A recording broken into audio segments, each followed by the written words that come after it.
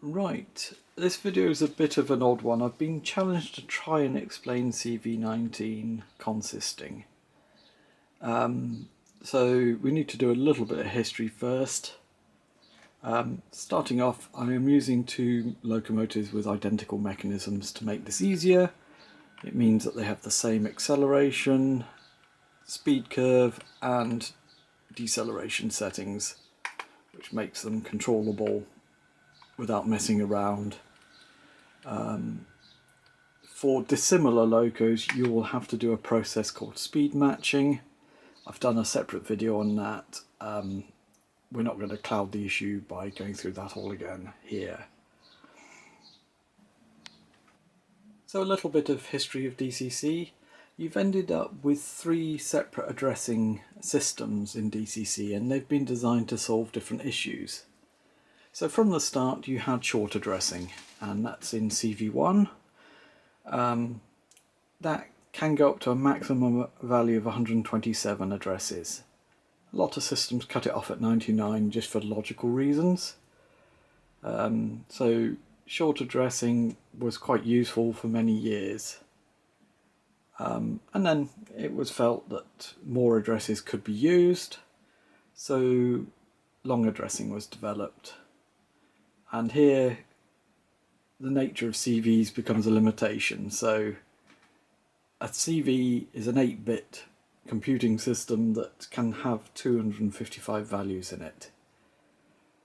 To do higher values, then you have to split the instructions over different configurable variables or CVs. So long addressing is stored in CV17 and 18, and in CV29 one of the bits, bit 6 I think, allows it to be turned on and off. So CV29 determines whether the loco is using the short addressing or the long addressing system.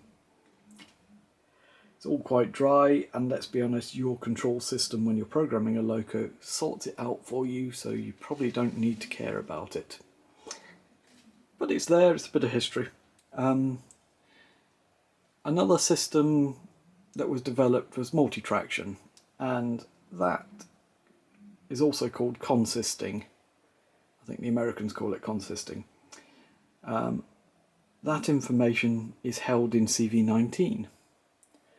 So again, you've got 127 addresses, but this time you can have them forward or reversed. So CV19 address 1 to 127 are those addresses forward, and then 128 through 254 are those addresses in reverse. CV19 actually takes priority. So when an address is searched for, it looks in 19 to see what it says. So if you don't want consisting on, 19 must be 0. Okay, so the simplest way of forming a consist is to actually just give the locos the same address. So both of these are on address 3, and you'll see when we turn on functions, both locos respond.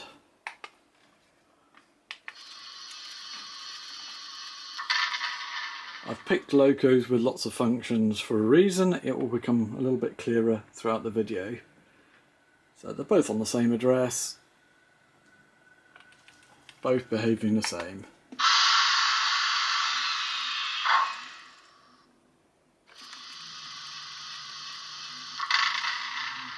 However, you can see immediately there is a realism problem here. The punch graphs, you haven't got individual control. Cab lights there, both on, and then you've got the lights in between the two units. So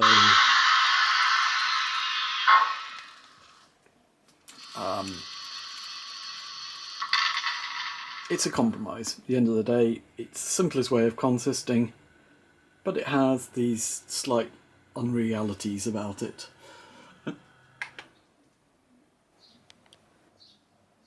Okay, so as a prelude to forming the consist, what I'm going to do is give each loco an individual identity.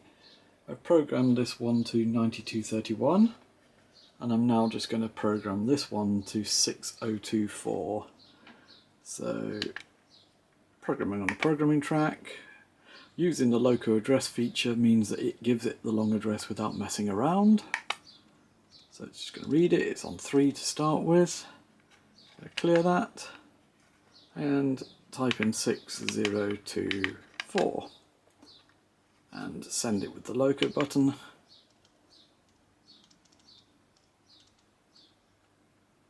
So what I've done here, I've got a separate programming track going back to my P and Q on my system. I'm using the old box there, but it's the same on the new system as well.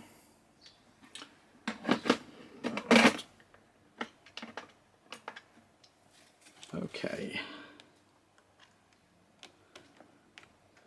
So by having their own addresses, they now are able to be controlled separately. So got that one in the stack.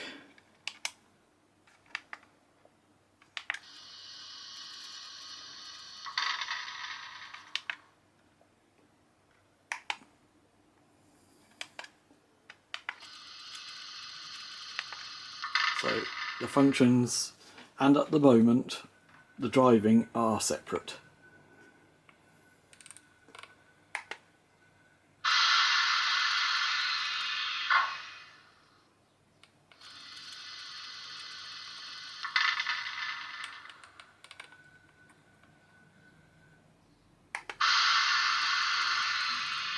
Okay, with the first loco back on the programming track, I am going to change CV19.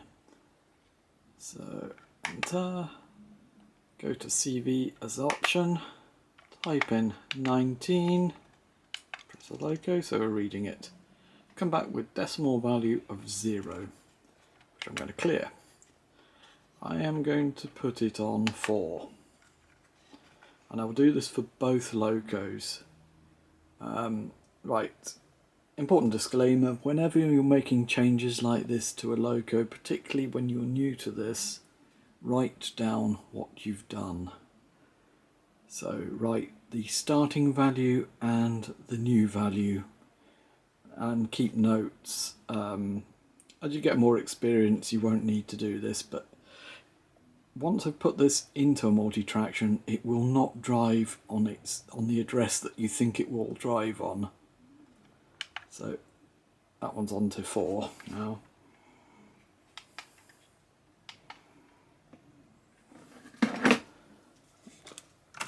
Move that one over to the main track and bring this one onto the programming track.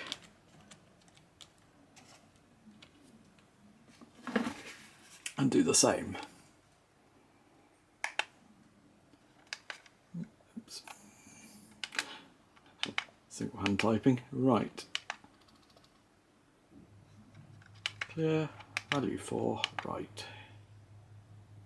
So I've now put CV19 equals 4 on both locos. You can actually add many more to this multi-traction if you wish, but we're just going to do the 2 now.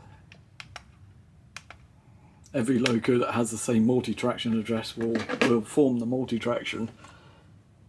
So I don't think there's actually a numerical limit apart from the 127 addresses and the power of your system.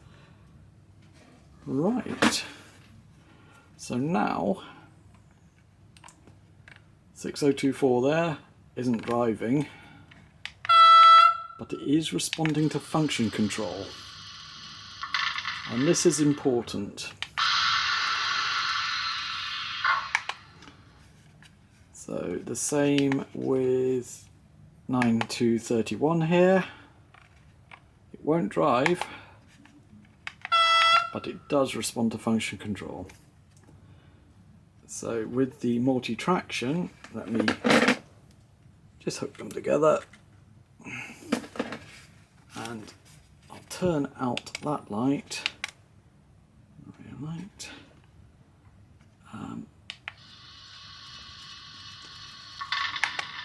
Just going to quickly set some things up. and it will all make sense. So we've got the headlights on, and let's put up the front pantograph. So you've got different functions available. I've got it now so that the lights are out between the units. And now if I go to address 4 on my controller, so loco, go to the stack, address 4, this is where I can drive them. It does the direction change as well.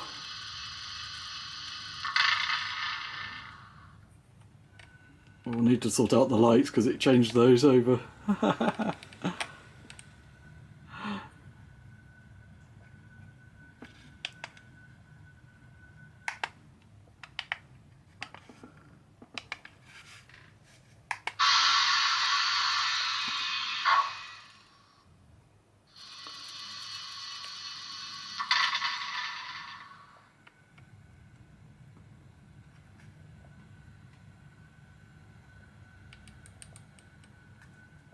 So they're both driving on address 4, and direction change is on address 4. But the functions, you'll see that nothing works there. The functions are still driven from here.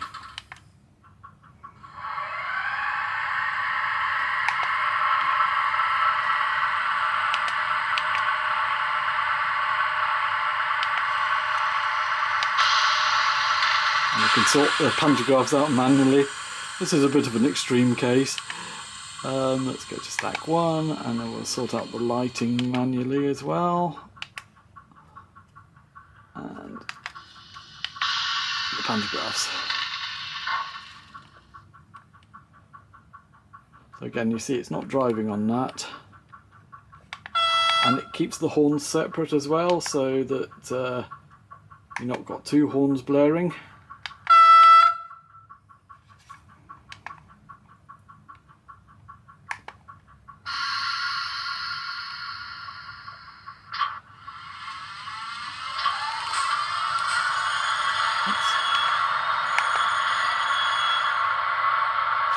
Back. Oops.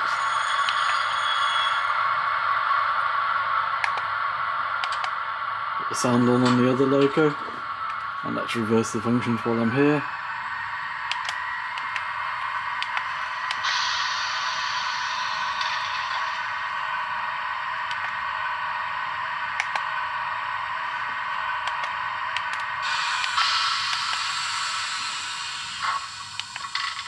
Go back to the multi-traction address.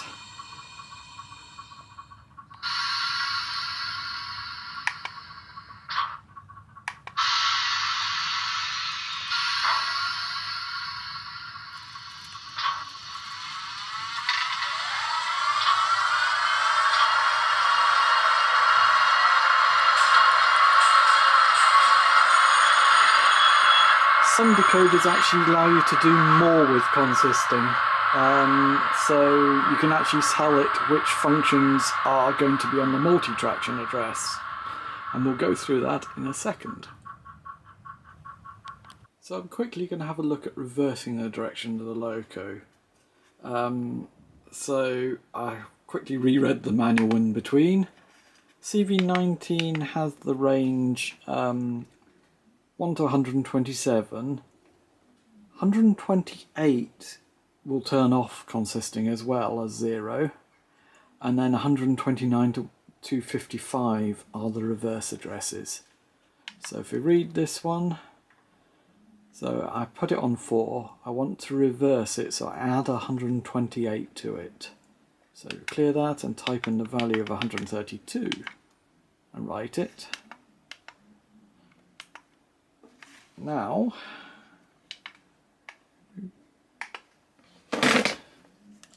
lift the loco up and turn it around so it's on the opposite side.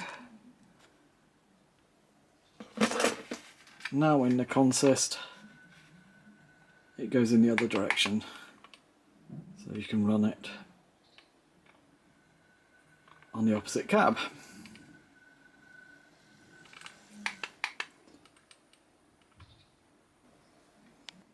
So there's two more CVs that are useful in consisting, and they don't happen on every decoder, so it's worth reading the decoder manuals. So CV21 and 22 on Lenz ESU ZEMO, they control the functions that turn on in consisting. So as before, we've got the main direction control and running on the consist address, but all the other functions are on the individual locos. We can move those functions around. So you can set these things on the programming track. You can actually do all this work programming on main, but I'm doing it on the separate programming track as a safety feature. Particularly when you're not familiar with the system, it is much safer to do the work on the separate programming track so you don't accidentally make global changes out on the layout. So, right, programming track. Let's go to CV21. Read it. I'm going to press the F button and it changes that between decimal value and bit value. So decimal is the range 0 to 255.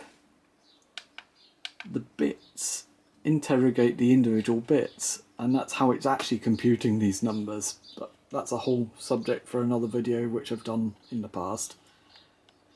So in bit mode, it's treating the CV as 8 separate switches.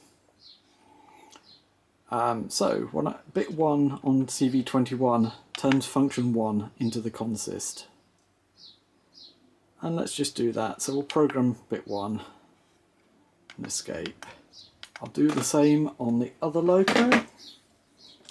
Let's pull that off.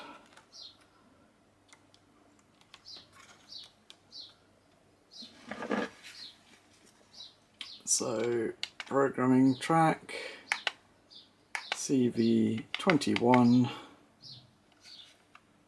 read, and press the F button to switch to bit editor, and bit 1 on, right with the loco button. What I'm also going to do, you can do up to 12 functions, so 8 of them are on CV21. Another 4 are available on CV22. So I'm going to turn function 12 on. Oops, again with the bit. So that's 9, 10, 11, 12 is on bit 4. Write it. I'll do the same for the other loco off camera. Okay, so the upshot of that work is now the main sound on function, function 1, is now on the consist address. So the both come on. Let them settle.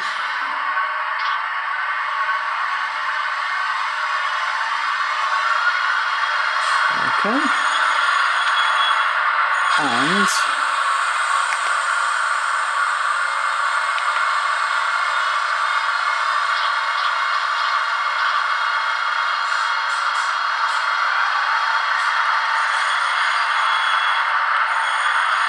curve squeal, I think, but I've not selected a very good function to show that.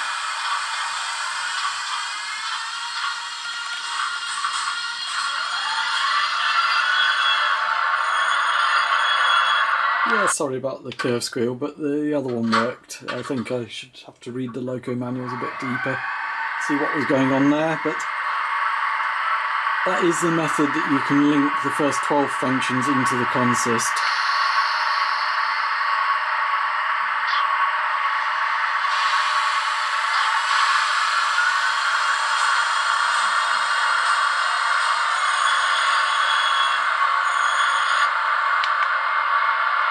And we'll switch off again. So it is vital you remember what you've done in those cases. So to break the consist, you now have to unset the CV19 values. and it will then drive on the individual loco addresses. The stuff in CV21 and 22 is not so important because it will only use it if CV19 is active. And again, yes, to turn it all off, CV19 back to 0. So a handy thing to know, if you have left a loco accidentally in a multi-traction, it will read differently on your programming track. So we're here, programming, and we've gone to the loco address shortcut. So you've got all sorts of different programming setups here. So we'll go to loco address, and when it reads it, it comes back with my 9231 at the start, but with an M in front of it. And then it also adds multi 4. So the multi-traction address there is 4. And if I can, just press clear, and I put it back to 3, and write it. That should, it's gone back to L003, that should have cleared the multi-traction, but we'll confirm it by just reading CV19. It should have gone back to 0. There we are. So you can clear the multi-traction that way by putting it on the programming track and overwriting the long address.